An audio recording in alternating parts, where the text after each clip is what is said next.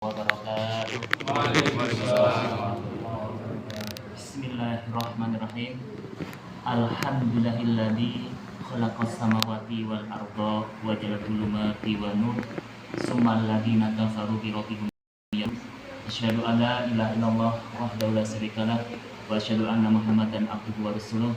Allahumma shalli ala sayyidina Muhammadin wa ala alihi washabihi ajmain. Rabbi shrah li sadri wa yassir li amri kami disani yafqahu qouli amma ba'du.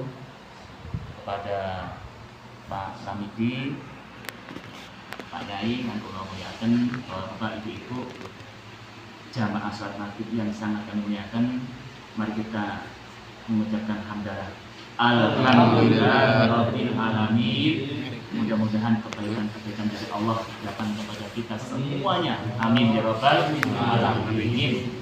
Bapak Ibu, kalau berkumpul di surga yang dimuliakan, hidup ini hanya satu yang perlu kita inginkan, yaitu mencari ridhonya Allah. Semua aktivitas, semua kegiatan yang ada di dunia hanya satu, yaitu supaya kita mendapat ridhonya Allah. Salah satu supaya mendapatkan ridhonya Allah, yaitu mari kita selalu bertobat kepada Allah. Watubu ilallahi jami'a ayyuhal mu'minuna la'alakum tuflihun. Bertobatlah kepada Allah, ayyuhal mu'minun, wahai orang-orang mukmin.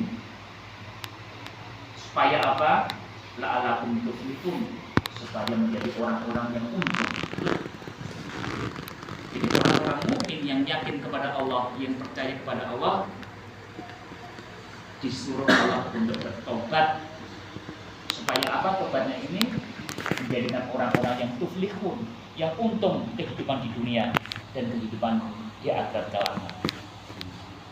Tobat di sini dalam artian yang pertama, syaratnya harus kita menyesal. Ada penyesalan ketika kita melakukan dosa. Ada penyesalan ketika kita berbuat maksiat. Ada penyesalan ketika kita berbuat salah kepada Allah. Itu yang pertama. Yang kedua, tobat yaitu kita berusaha, berupaya menghentikan perbuatan kita yang salah tadi. Dihentikan, tidak diulang lagi. Dan tobat yang ketiga yaitu mari kita selalu berbuat baik, memperbaiki amal-amal ibadah kita, memperbaiki amal-amal sholat kita, memperbaiki kita taat kepada Allah. Itulah orang-orang yang bertobat. Bapak-bapak, ibu-ibu yang kami muliakan, mari kehidupan di dunia ini tidak selamanya. Sebentar lagi kita akan meninggal dunia. Tidak lama lagi kita akan terbujur kaku. Mungkin Bapak Ibu yang kami muliakan, kita bisa sholat maghrib di sini, itu mungkin hanya terakhir kehidupan dunia ini. Karena kematian kalau sudah datang tidak akan bisa diundur lagi. Dan sadarlah wahai manusia, kematian pasti kita akan mencicipi. Kullu nafsin dha'iqatul maut tsumma ilaina turja'un. Setiap yang bernyawa pasti akan mencicipi, merasakan yang namanya kematian. Kematian tidak mengenal ketika manusia bahagia. Kematian tidak mengenal ketika orang itu masih muda.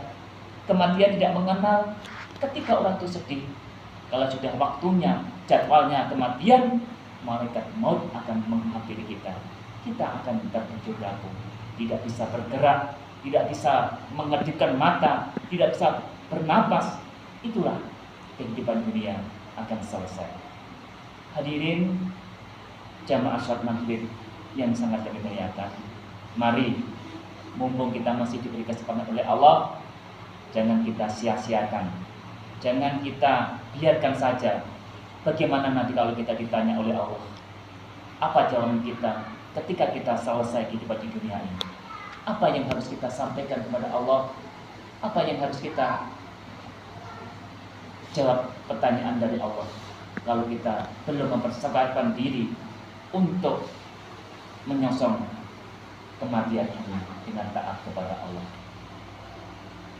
bekalnya kehidupan setelah di dunia tidak lain hanyalah satu, yaitu taat kepada Allah, tunduk kepada Allah.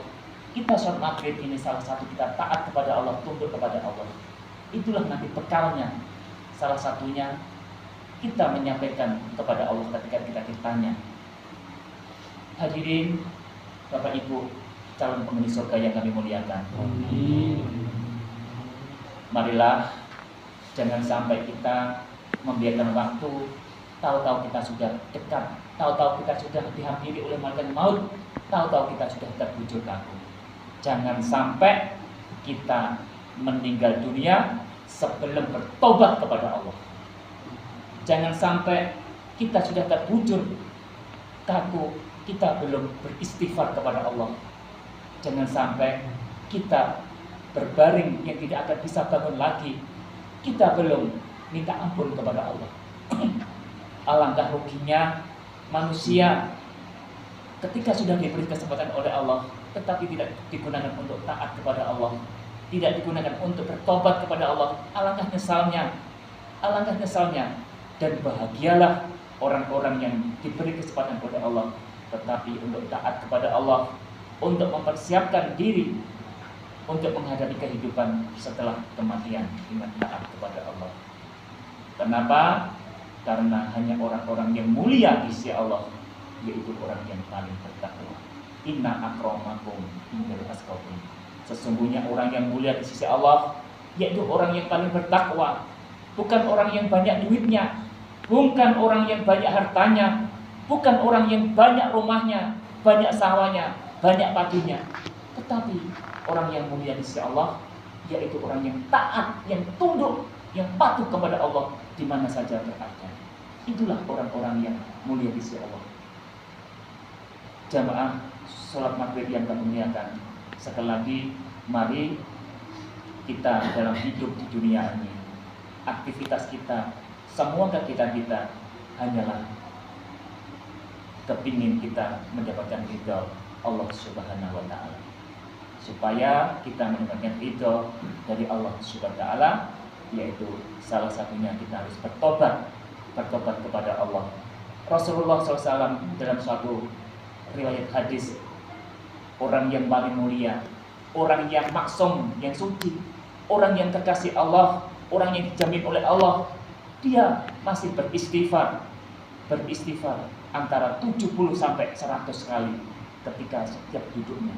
Itulah Rasulullah, orang yang maksum, orang yang kekasih Allah, orang yang dijamin surganya oleh Allah, orang yang dicintai oleh Allah. Ya, beliaunya masih beristighfar.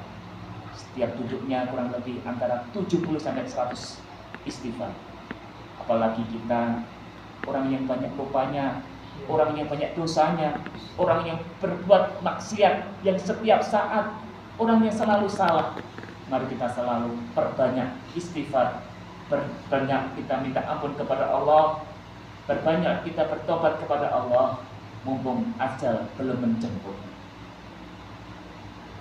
Jamaah sholat maghrib yang kami muliakan, mari supaya kehidupan kita ini mendapatkan ridha Allah. Mari kita selalu bertobat kepada Allah Subhanahu wa Ta'ala. Mudah-mudahan kita semuanya ditolong oleh Allah, diberikan kekuatan oleh Allah, bisa melakukan bertobat kepada Allah Subhanahu wa Ta'ala dengan taubat yang sesungguh-sungguhnya. Mudah-mudahan kita menjadi orang-orang yang tuflihun, orang-orang yang untung di dunia, untung di akhirat kelak. Jamaah yang kami muliakan, yang terakhir, malaikat Jibril telah menasihati kepada Rasulullah SAW, Isma sita fa